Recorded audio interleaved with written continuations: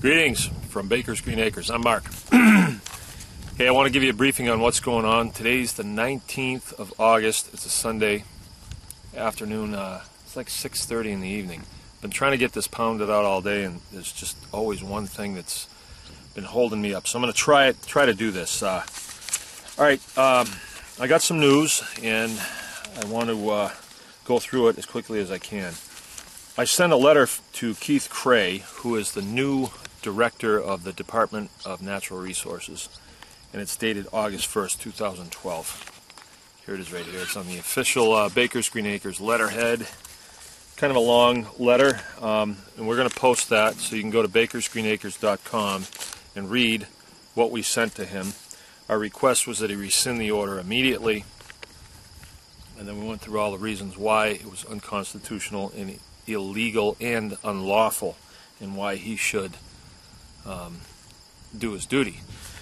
Haven't heard back from him. Today's the 19th. This was dated the 1st. Okay, so I'd like to read that, but it's kind of long. The only thing that we've heard from this guy since he took over Rodney's spot as the director is there was something in a Mears article, and Mears is it's a political commentary that comes out in Lansing. All right, so it's kind of, I think it's a bit inbred myself. I did an interview with a young gal, and she didn't print very much of what I said, so I think it is a bit inbred. I don't think I'll be hearing from them again, at least not in this position. But she says DNR Director Keith Cray, meanwhile, said in an interview last month that the change of directors would not mean a change in policy, as it was an administrative-wide effort. Okay, let's talk about that for a minute. I know he didn't want to, but why don't we?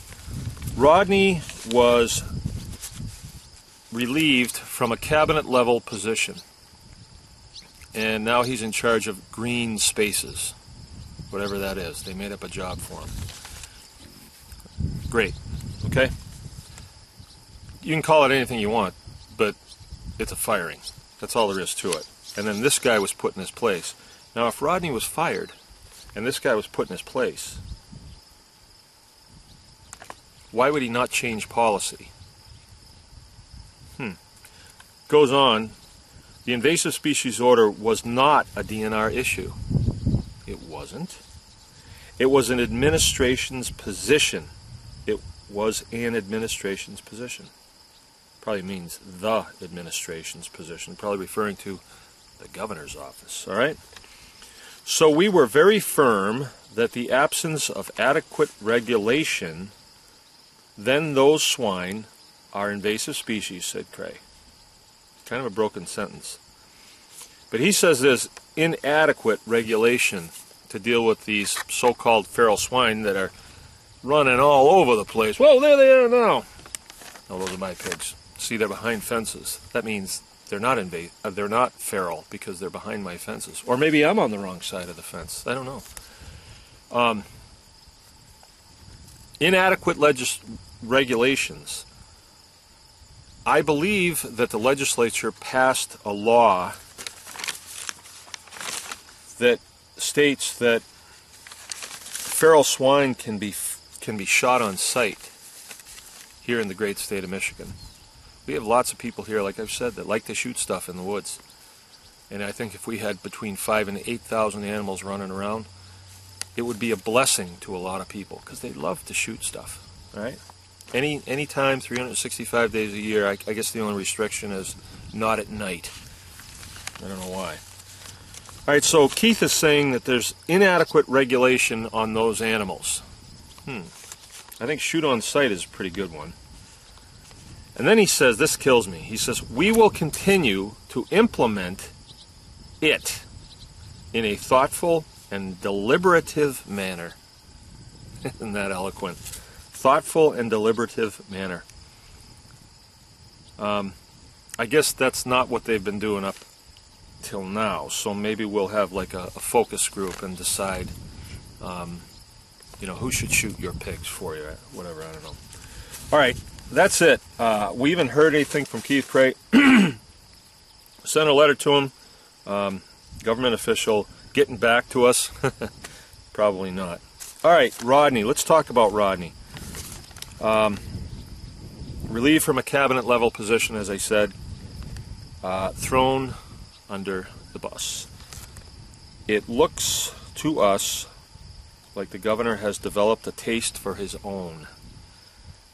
There's a lot of dissension in the ranks there at the DNR, which brings me to my next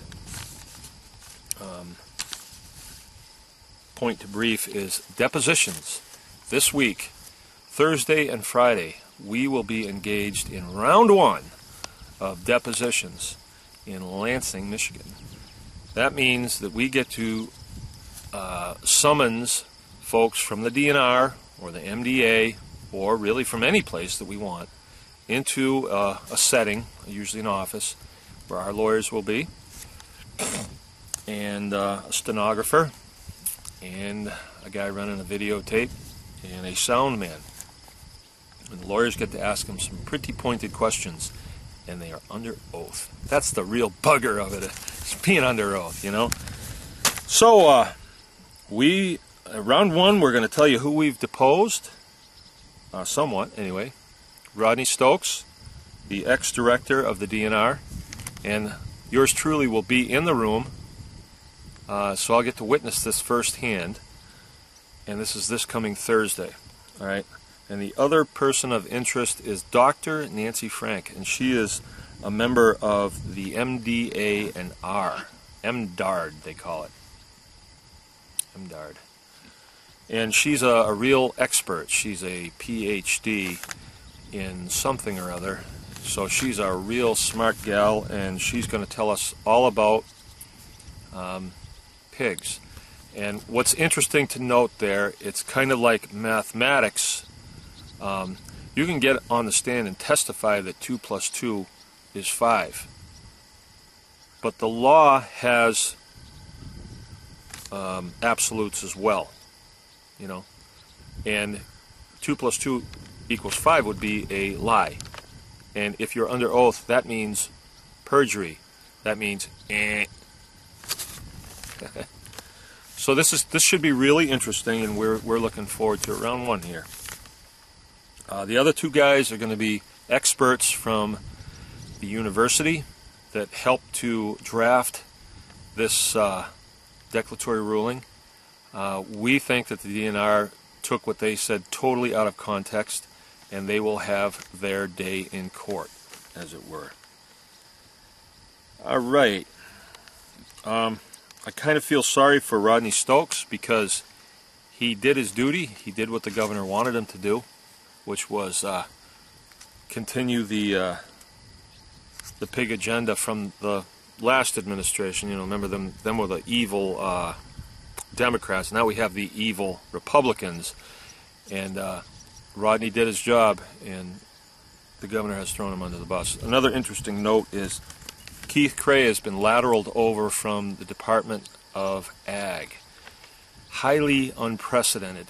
DNR, like other oppressive organizations, normally hires from within. They normally do. So this is unprecedented. We thought that it was because Mr. Cray would like to get this situation under control before too much more damage is done, not only to the citizenry, which they are sworn to protect, but the state government as well. 19 days from the day that I sent him this letter, and he hasn't responded. I don't think he's too interested, and I think he's probably just going to carry out the orders that he has at hand. Okay, so that's it. We're going to depositions. That's it. Farming's going good. We're at the end of our summer now. We have had a pretty good amount of rain. Everybody else is in a drought. We've been really taken care of here. And the spirits are high. Our trial is October 15th, and that's going to be in Marquette. And I'm inviting every one of you to come to that, because a victory in this instance has far-reaching implications, and we would like everybody to be there for a victory. We're fairly confident that that's where we're going to go, and always, though, funds are always needed.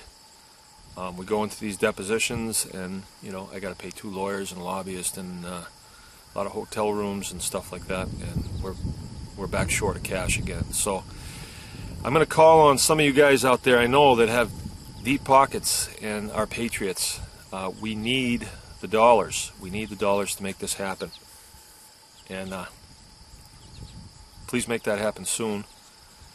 What's sad about this is the state confiscates money from me to prosecute or to persecute me, and I have to raise money from you all to do this. But the funds that you've given me up till now have been well used, and we have made we've gotten a lot of mileage out of those funds. We have the state kind of backed against the wall on this issue, and I can tell you something for you guys that are from out of state. If we can get this knocked out here, you're not going to have to deal with it in your state. And this is pigs right now that we're dealing with, but a feral pig, feral horse, feral dog, feral cow, it could all be next. Feral chicken, it could all be next. And we believe that that is what the agenda is to use the state to press citizens into getting animals off the pasture like these guys here and onto concrete in concentrated animal feeding operations. We don't like that, and we're not going to take that. We're Americans. We are free, and we will pursue farming in the manner that we see fit, not the way that someone else sees fit for us. And that's the end of the story right there. I have said that some of these people need to step down from their positions. They're getting paid good money, some of them in excess of $150,000 a year, to do this to us. $150,000 a year. You know what that is? You know how much that represents per month? I reckon most people that are listening to this don't make that kind of money. I certainly don't. And that money comes out of our taxes. They take it, and then they give it to these people to do this. And that's got to end. A lot of these people that have put forth this illegal and unconstitutional